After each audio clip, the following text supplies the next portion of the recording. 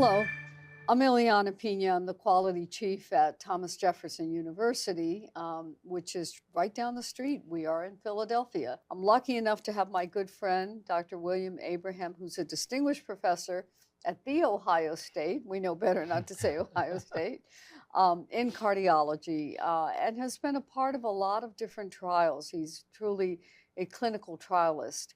So let me turn the page to heart failure. This definition of worsening heart failure, I always thought it was just a patient who was getting worse.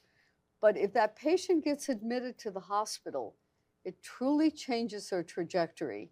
And the event rates are huge when the patients come into the hospital and then go home. And the main reason people get admitted, other than they don't feel well, is because they're congested. So we have this terminology, congestion. What does it really mean? And can we detect it ahead of time? You know, so we've been putting in monitors in the PA system, in the pulmonary artery system, to see if we can pick up that congestion before the patient gets really sick and we end up not in the ED, but actually inside the hospital. So Bill, your definition of congestion is what? Yeah, I think the type of congestion we're talking about that leads to hospitalization for heart failure really is associated with volume retention, fluid retention. Where's the volume? It occurs over days to weeks, and really the volume lungs, can be distributed everywhere. Okay. Can be in the legs and manifest as edema, but it really is the congestion in the lungs, the pulmonary edema, that most frequently leads to hospitalization because of the shortness of breath, the distress that the patients feel. So the patient's voices change. You want to hear that they're doing well. And when we know our patients, you can tell that they're doing well. But break that down for me really physiologically. Can we pick it up in the voice? What can we hear? Yeah, so I think clinicians can pick up worsening heart failure or congestion in the patient's voice. The most extreme example of that is at the time of their admission to the hospital.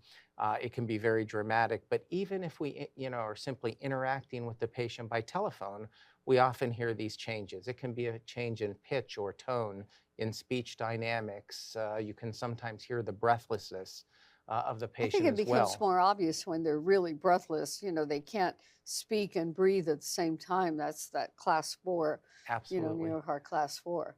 Yeah. So is there any other way that we can pick it up? Well, there is. And, this is really the whole principle behind leveraging artificial intelligence and speech processing technologies with the notion that perhaps, the system, the device, the technology can hear those changes before we can.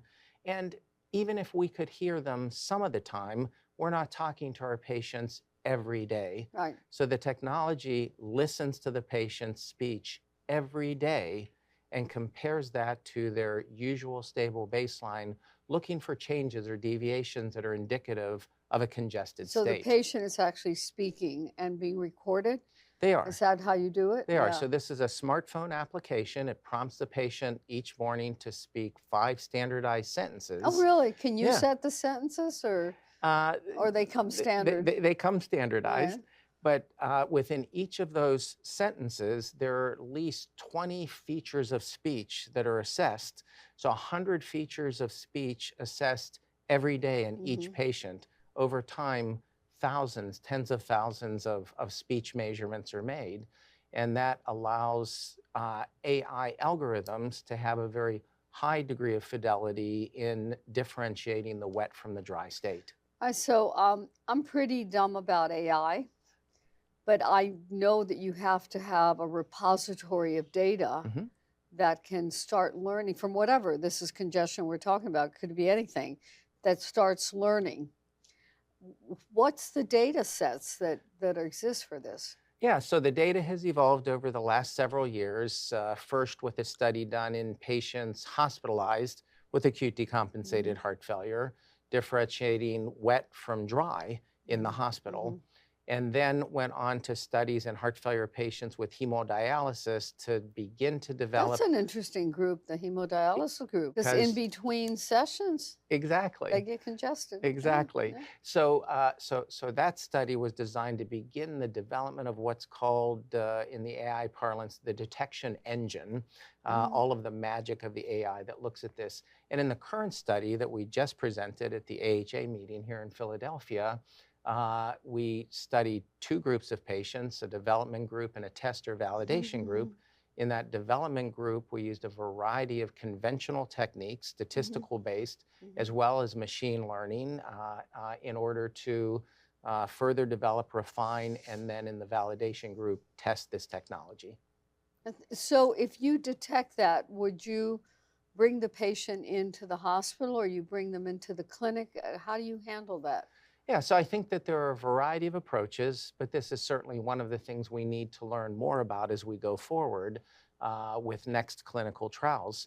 But this would tell you with a high degree of sensitivity and a very low false positive rate that the patient is likely to have a heart failure event within the next 3 weeks. So it's more predictive than truly anything else. But you could act on it. But you could act on it, Yeah. absolutely. And, you know, you might talk to the patient over the telephone if there's, you know, supportive data or the totality of information supports they're on this road to congestion and decompensation. You might tell them over the phone to increase the diuretic, or perhaps it would just heighten the level of surveillance of that patient, and you might bring them into the clinic sooner rather than later for a full clinical assessment. You know, I have the patients still weighing themselves daily. And of course, that's my signal. Yeah. You know, if the weight is going up rapidly, that's my congestion. And I tend to remove the diuretics and just give it to them when they need it so that I don't stir up that renin-angiotensin system. But we often don't hear that. I'll talk to spouses and the spouses will say, his voice is getting weaker. There you go. Yeah. You know, he just doesn't sound like he has the strength anymore. Yeah. Or they whisper because they can't talk. So we've been listening to these things forever, but we've never quantified them. That's right. And put them in a quantity. Yeah, absolutely. Do you still get daily weights on your patients? I still get them. Yeah. And I think in the context of the totality of data, they're still helpful. What do you do? How do you work the But weight? I will tell you that, you know, studies have shown, as you well know, that the sensitivity of weight change for predicting a heart failure hospitalization is relatively low. We actually studied that in this voice processing study as well as a comparator, and the sensitivity for predicting a heart failure event, the daily weight change was only about 35% compared to 80% for the speech algorithm. So I think it's still of some value. If you see that rapid weight gain, you might increase the dose of the diuretic. The totality of the information that you're getting from the patient. Yeah. I have been very interested in the prognostic indicators, how different they are. And I've heard you speak about this from somebody who gets an oral alteration of therapy to somebody who actually has to come in and get an IV shot, to somebody who has to go to the ED, to somebody who's really in the hospital. And we have always kind of lumped the heart failure equivalent. We started this in HF Action, as you remember. Yes. Heart failure equivalents, we want to pick it up. And now we know that they're all different. They are different. And the prognosis is different. They're all important. Yeah. They're all of prognostic significance, but some are worse than others. And you can go from that, you know, outpatient titration of oral diuretic all the way to hospitalization, and the risk It's goes just up like and a up. line going up like that. So I think our new trials have got to differentiate. Yes.